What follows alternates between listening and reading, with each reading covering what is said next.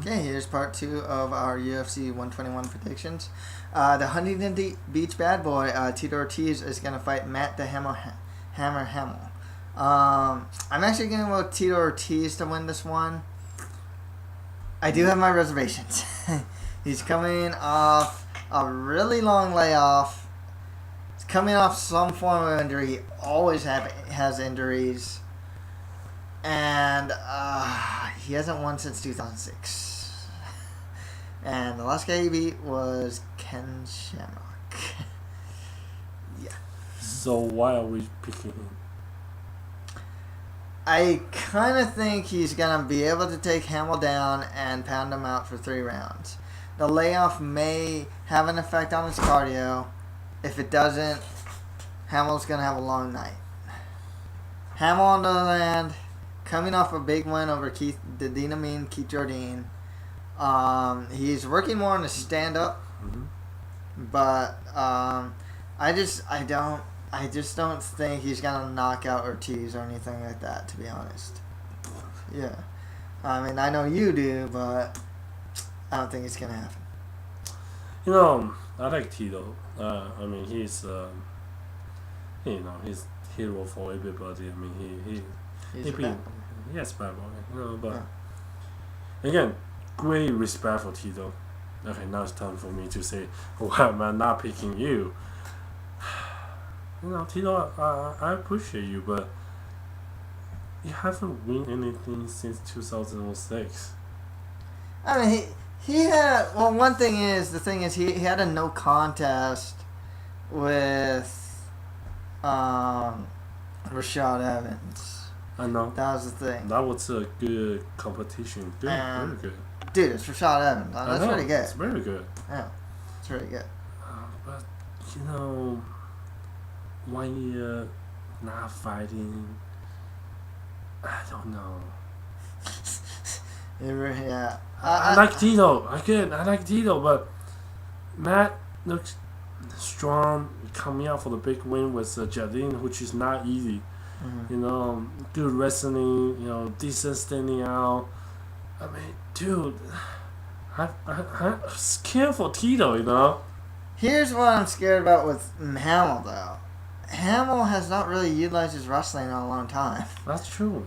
So, I mean, he's kind of fallen in love with stand-up, and the stand-up's kind of, like, not the greatest or anything. I mean, that's a place that Tito can, you know, go in and really, you know, take as an advantage, but Tito, you gotta do that. Oh, yeah, he's got to take him down as, like, Hamill's swinging wildly, that's for sure. I'm going to go with Tito, you know. I really think if he can get the game plan, the typical Ortiz game plan of taking him down and pounding him out, he's going to win. If he can do it in the first round, that'd be great. I think he can do it in the second round, too. That'd be great. I don't think Hamill's going to get back up to his feet very easily. I don't think he's going to sweep I don't think he's going to sweep at all. I don't think the guy... as much BJJ. I agree, exactly. So, yeah. But, again, Tito just got to watch. I mean, you know, I don't know, man. This Matt, again, is pretty good, you know, for standing, for everything else. I just don't know. Yeah, no, I'll give it to Tito here, though. Alright. So, yeah. The next fight after that is Diego the Nightmare Sanchez versus Bope's own Paulo Thiago. Such difficult fight to predict. Yeah. You go for Diego, right? You know what? I'm actually a huge fan of Paulo Thiago, man. I'm going to go for... I thought you liked Diego Sanchez, too. I mean, I like him a lot, man. Some of his fights, man. I mean, but here's the problem. Okay, he had a really good fight against Clay Guida. Yeah, we talked about that. And man, he has fight of the years with Karo Parisian, Nick Diaz. Okay, so why are you not picking? After he fought BJ Penn, he was not the same fighter. You know, BJ Penn is such a great fighter. He will leave a scar to any other fighter. But, you know, I mean, I think it's time for Diego Sanchez to work out and the real thing. Yeah, that was just a good fight. You know, I'm gonna come here and, you know, really do what I do the best.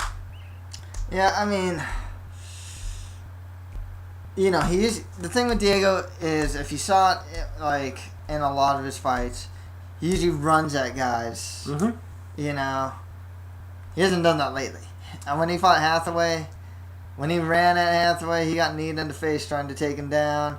He got outstruck.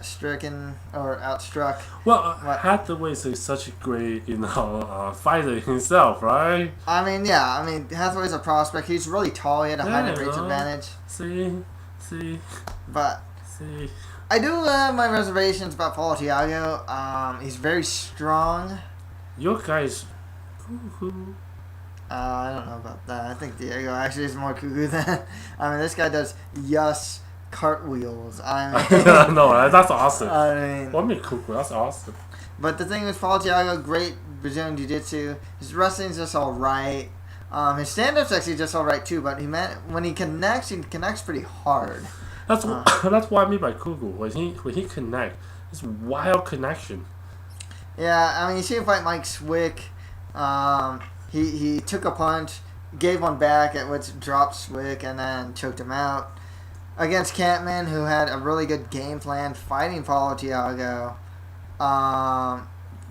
Thiago was more or less just outclassed. Mm-hmm. I have not seen great game planning from Diego Sanchez or anything. Well, I'm not saying Paul Thiago has a good game plan. No, I don't think he has a good game plan, but I think he does have a skill set to beat Diego Sanchez. I mean, Diego Sanchez has a skill set to beat Paul Thiago at the same time. I mean, they're both interchangeable. I mean, who knows why? They both can win the fight. I just don't think one is over than the other. It's just such a close fight. Oh, no, I think it's a close fight. I'm just going to edge it a little more to Paul Thiago. I think that Diego should go back and fight at lightweight, personally. I think the Hathaway fight really showed that, like, he used to be a really great welterweight, but now, especially with a lot of these new guys coming in, I think his time at welterweight's passing him by, but he can still make some headway at lightweight, especially with good fight against Kenny Florian. There's a fight waiting for him there. I just think his go for broke style that he used to push forward, go in a straight line, no laterals, isn't gonna work anymore. I mean, fighters have evolved. I don't think that's very true. It hasn't worked lately. It might work on Thiago. Yeah, it might work on Thiago. So I think if this fight, if Diego Sanchez did not win this fight, maybe you're right. Maybe it's a time to think about go back to lightweight. Yeah. Yeah, I mean, a fight is waiting for you. Mm-hmm. Don't need to stay here. Yeah. So yeah, we'll see how that goes. Oh well. So again, you choose Paul Diego, huh? No, I choose Paul Thiago. Yeah. No, not Diego Sanchez. No, not Diego Sanchez. No. So yeah. So on to the main co-main event now.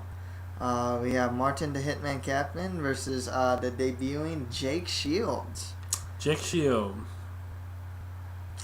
Yes, Jake Shields. Coming off a huge win over Dan Henderson at middleweight, going back down to welterweight to fight Martin Kaplan.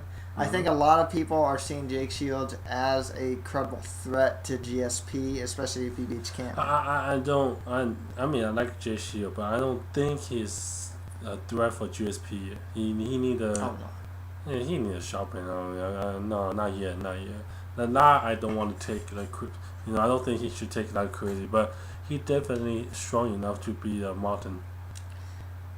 I think you know what. I'm actually gonna base my pick on more emotion than anything else. I am actually going with Kampman in this, even though I think Shields is gonna win the decision. It's very obvious. We know that Shields gonna win by decision. Why are you going for your emotion? I mean, people believe in your prediction. What are you doing? I know, but Kampman does have the better stand-up than Shields, and Shields, man, when he gets thrown with the stand-up against like Robbie Lawler, Paul Daly, even against Mayhem against sometimes, he goes for a takedown right away, man. Absolutely. I mean, that's the thing. I mean, Shield knows he doesn't have a good standing out, so he gonna wrestle you. He gonna go win you over with what he can. He's pretty smart about that. So I think with Martin Kampmann though, his wrestling's improved a lot. Yeah, I mean he can take guys down. I mean he's not like incompetent at wrestling himself. You know? I understand. That's the thing. I think with training with Extreme Couture, I think that he'd have the better game planning for one, and that's gonna be really big. Jake Shields, I think he's gonna go for the takedown, probably single leg, stay on top position, try and pass guard. Even if it hits the ground, I gotta wonder what Kampmann's gonna be like if he's just gonna try and get back to his feet. I think he will. Well, I mean, again, if Kampmann doing all the game plan right, got take down, get up, of course this fight can go by your way. But sometimes just who knows? I mean, I think Jake Shield can take your guy down, manage to pass the guard, stay on top of it, maintain control, and wait for decision. Oh yeah, no, I think that's what's gonna happen, but it's just I think that's actually what's gonna happen. I'm pretty sure this is just to be honest, but I'm like we were talking about it. The judge just gonna give to him because he maintained the control and stay on top. Oh yeah, I think that's what's gonna happen. But I hope Kampmann game plan so he doesn't get one. If he doesn't get against the cage too much, he'll have a better chance. Absolutely. If he stays in the center. 2, keeps the fight standing. Absolutely. And 3, just watch the shots. You know what I mean? I mean, Shield doesn't have a good standing. I mean, Kampmann, if he holding the standing game long enough, it might be a shot. Yeah, exactly. And I really hope Kampmann just fights smart. In his last fight against Paul Thiago, he fought really smart. He looks like he really put it all together. So I'm really hoping Kampmann wins this. I'm gonna think he's gonna go get the upset here. But again, I mean, you are probably the one out of 99%. I mean, I don't know how many people. I mean, everybody think Jake Shield gonna win this fight. I mean, he's brought him to win, obviously. I mean, again, I mean, this fight is just since it's handpicked just for him. Okay. I don't know if it's handpicked. Martin Kampmann is top 10 welterweight, and he's definitely capable of beating Jake Shields. It's not like it's capable, of course. Well, it's not gonna be one-sided. Oh, it's not. It's not. It has to be challenged again. Yeah. But again, I just feel Jake Shield is fresh. He's hungry. I mean, really hungry. I mean, he just got coming to UFC. I mean, the guy has every reason to win this fight. Yeah, I'll accept that stand up, but yeah. Don't have much time. Let's do part 3 on. Yeah, let's get to the main event. Part 3. Thanks. Thank you. See us on part 3.